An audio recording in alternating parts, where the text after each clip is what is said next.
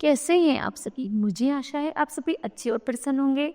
चलिए आज हम पढ़ते हैं पाठ 2 वर्ण विचार। करते हैं इस पाठ की शुरुआत। सबसे पहले पढ़ते हैं वर्ण किसे कहते हैं। चलिए, किसी भी भाषा को सीखने के लिए सबसे पहले उस भाषा की मूल ध्वनि को सीखा जाता है। मूल ध्वनि को अक्षर कहते हैं। ध्वनि को लिखने के लिए कुछ चिन्हों की आवश्यकता होती है। इन्हीं चिन्हों को लिपि चिन्ह कहते हैं। जैसे हम सब एक हैं, इस वाक्य में कुल 4 शब्द हैं। हम सब एक हैं। अब इन चारों शब्दों को वर्णों को अलग अलग करके लिख लेते हैं। चलिए कैसे? हमको हम वर्ण विच्छेद करेंगे। जैसे हा जमा आ जमा मा जमा आ, शब्द बना हम। ये एक, ए जमा का जमा आ, एक। फिर है सब, सा जमा आ जमा बा जमा आ, शब्द बना सब। और है में बना है जमा ए, शब्द बना है। मिलाया तो क्या बना? वाक्य, अर्थात शब्द बना। और जब शब्दों को मिलाया तो वाक्य बना, है ना? शब्दों को मिलाया तो वाक्य बना। ठीक है, इसी को हम वर्ण कहते हैं। चलिए जानते हैं इसे परिभाषा के माध्यम से। इस प्रकार वह मूल ध्वनि जिसके और अधिक टुकड़े नहीं किए जा सकते वही वर्ण कहलाता है। ठीक, आगे है वर्णमाला। किसी भाषा में प्रयुक्त सभी वर्णों को निश्चित क्रमबद्ध समूह को उस भाषा की वर्णमाला कहते हैं। हिंदी की वर्णमाला में 48 वर्ण होते हैं। इन वर्णों का प्रयोग देवनागरी लिपि में किया जाता है। वर्णमाला में 7 व्यंजन तथा अयोगवा सम्मिलित होते हैं। वर्णों के भेद, उच्चारण और प्रयोग के आधार पर वर्णों के 2 भेद माने गए हैं। पहला है स्वर, वे ध्वनियां जिनकी उच्चारण में वायु के बिना किसी रुकावट के मुंह से बाहर आती है स्वर कहलाती है। हिंदी भाषा में कुल 11 स्वर होते हैं। जैसे आ ई उ ऋषि ए ऐ ओ औ आदि। आगे है स्वर के भेद। स्वरों का उच्चारण करते हुए उसमें लगने वाले समय के आधार पर स्वरों के निम्नलिखित 3 भेद होते हैं। पहला है हर्ष स्वर, वे स्वर जिनके उच्चारण में सबसे कम समय लगता है हर्ष स्वर कहलाते हैं। इन्हें मूल स्वर भी कहते हैं। हर्ष स्वर 4 होते हैं। आ ई उ ऋषि। आगे है दीर्घ स्वर, वे स्वर जिनके उच्चारण में हर्ष स्वरों की अपेक्षा 2 गुना समय लगता है दीर्घ स्वर कहलाते हैं। दीर्घ स्वर 7 होते हैं। आ ई उ ए ओ औ आदि। आगे है प्लुप्त स्वर, इन स्वरों की उच्चारण में 3 मात्राओं का समय लगता है। लिखते समय इन स्वरों के आगे ओ का चिन्ह अंकित कर दिया जा गया है, जिसका अर्थ होता है 3 गुना समय। जैसे ओम, 3 इकाई अंकित होती है तो कहते हैं ओ, हे, ओम आदि, परंतु आजकल इसका प्रयोग नहीं होता है। आगे है स्वरों की मात्राएं। जब व्यंजन के साथ जुड़ते हैं तो उनका रूप बदल जाता है। इस बदले हुए रूप को मात्रा कहा जाता है। इस प्रकार व्यंजनों के साथ स्वरों के जिन चिन्हों का प्रयोग किया जाता है उन्हें मात्रा कहते हैं। स्वरों की मात्राएं इस प्रकार है। आ में कोई मात्रा नहीं लगती, शब्द बना अन्न। आ में डरना लगता है, मात्र शब्द बनता रात।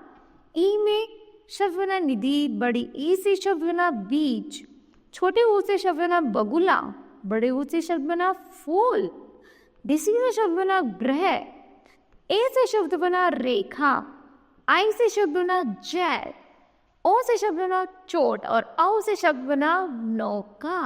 ठीक है, आगे है आ स्वर की मात्रा नहीं होती। आ की सहायता से ही सभी व्यंजन बोले जाते हैं। आ सहित व्यंजन इस प्रकार लिखे जाते हैं का, खा, गा, घा।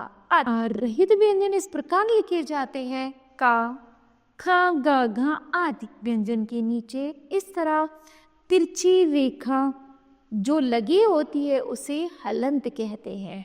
आगे है अयुग्वा। 12 स्वरों और 33 व्यंजनों की अतिरिक्त हिंदी वर्णमाला में 2 वर्ण अंग जिसे अनुस्वर विसर्ग भी होते हैं। ये दोनों स्वरों के बाद लिखे जाते हैं, इन्हें अयोग्वा कहते हैं। अनुस्वर बिंदु में उच्चारण डा, ड़ा, ड़ा, न, मा के समान होता है, जैसे कंघी, कणंगी, चंचल में चंचल, अंडा में अंडा, संत में संत, कंपनी में कंपनी आदि। ठीक है, आगे है अनुनासिक। जिन वर्णों का उच्चारण करते समय वायु नाक तथा मुंह दोनों से निकलती है उन्हें अनुनासिक कहते हैं। अनुनासिक को चंद्र बिंदु भी कहते हैं। अनुनासिक को चंद्र बिंदु कहते हैं। इसे आधे चांद के ऊपर एक बिंदु के रूप में शब्द के ऊपर लगाया जाता है, जैसे माँ, चांद, आँख, पूंछ आदि। आगे है अनुस्वार व अनुनासिक में अंतर। इन दोनों में केवल यह अंतर है कि अनुस्वार की ध्वनि कठोर होती है और अनुनासिक की कोमल। अनुस्वार का उच्चारण प्राय नाक से होता है, जैसे हंस। हंस का अर्थ है एक पक्षी। विशेष तथा अनुनासिक का उच्चारण नाक तथा मुख दोनों से होता है, जैसे हंसा।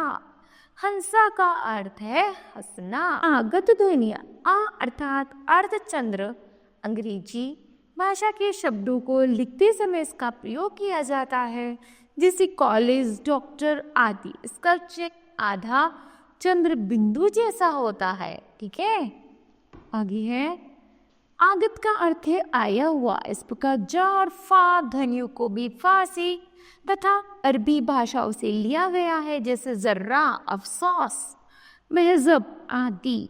आगे है व्यंजन। हिंदी भाषा में व्यंजनों की कुल संख्या 39 है।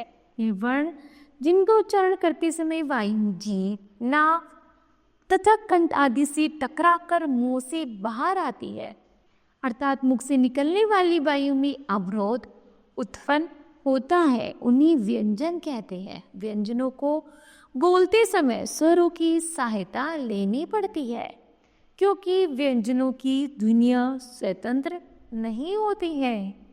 आगे व्यंजन के भेद। व्यंजन के 3 भेद होते हैं, स्पर्श व्यंजन, अंत्यस्य व्यंजन और ऊष्म व्यंजन। पहला स्पर्श व्यंजन, का से लेकर माता 25 व्यंजन स्पर्श व्यंजन कहलाते हैं। इनका उच्चारण करते समय श्वास वायु उच्चारण स्थान को स्पर्श करती है, इन्हें स्पर्श व्यंजन कहते हैं। इन्हें निम्नलिखित 5 वर्गों में बांटा गया है, जैसे का वर्ग। का वर्ग में का खा गा घा ध्वनि का नाम है कंठ है, उच्चारण का नाम है कट।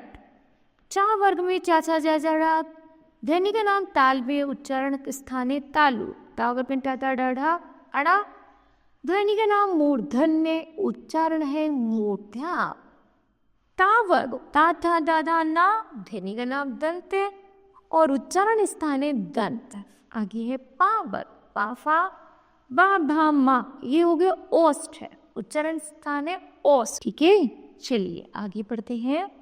अंत्यस्थ व्यंजन। अंत्यस्थ का अर्थ है माध्यम। इसके उच्चारण में जीभ, तालु, दांत व होठ का कहीं भी पूर्ण स्पर्श नहीं होता है। इनकी संख्या 4 होती है, जैसे य, रे, ले और वे।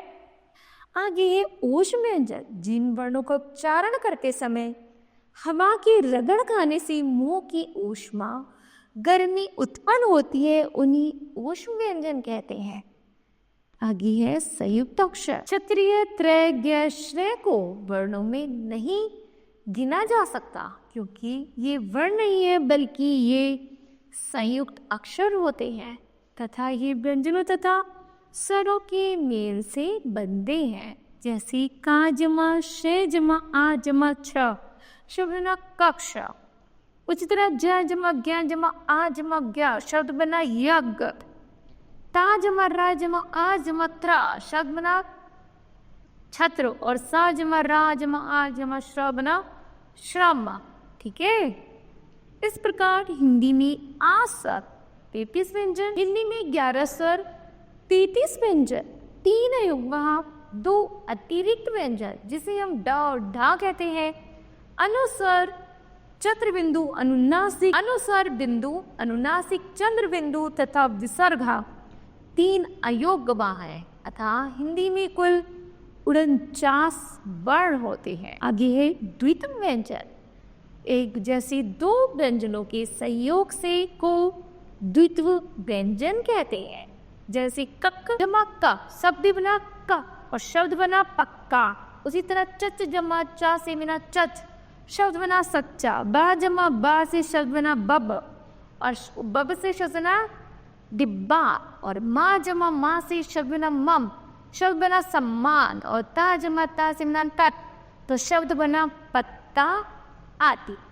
ये आगे है अल्प प्राण और महाप्राण किसे कहते हैं। चलिए पढ़ते हैं। अल्प प्राण जिन व्यंजनों का उच्चारण करते समय मुंह से कम अल्प मात्रा में हवा बाहर निकलती है, उन्हें अल्प प्राण व्यंजन कहते हैं। एक वर्ग का पहला, तीसरा, पांचवा वर्ण य र ल र श अल्प प्राण व्यंजन कहलाते हैं। आगे है महाप्राण। इन व्यंजनों का उच्चारण करते समय श्वास वायु अधिक मात्रा में और अधिक वेग से बाहर निकलती है तथा हा की ध्वनि सुनाई पड़ती है।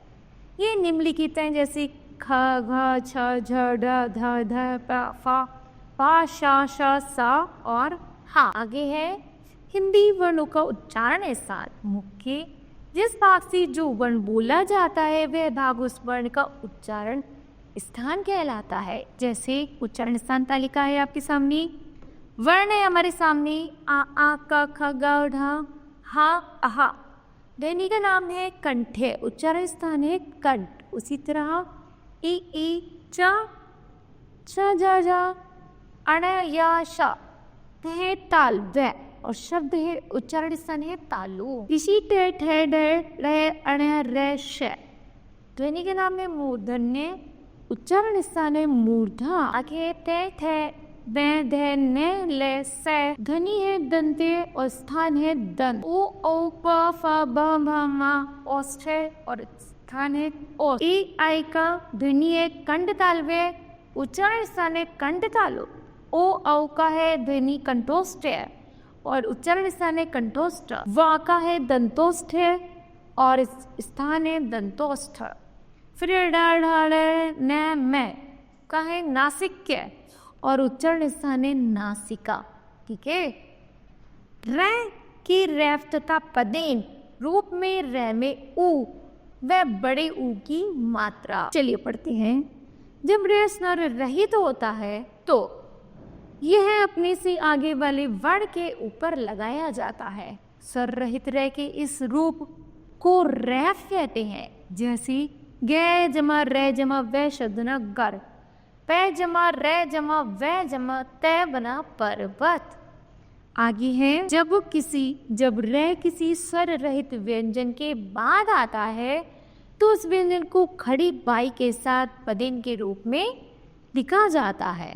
जैसे क जमा रे जमा मैं शब्द न क्र, भै जमा रे जमा शब्द न ब्रह है। नंबर 3, यदि स्वर रहित टे ठे ड या ढ व्यंजनों में र मिलता है तो ये व्यंजन के नीचे कोण उच्चारित पदेन के रूप में लगाया जाता है। वह व्यंजन आधा तथा र पूर्ण उच्चारित किया जाता है। जैसे ज जमा र जमा का जमा आ शब्द में ट्रप, ड जमा र जमा आ जमा मा जमा आ तो शब्द में ड्रामा।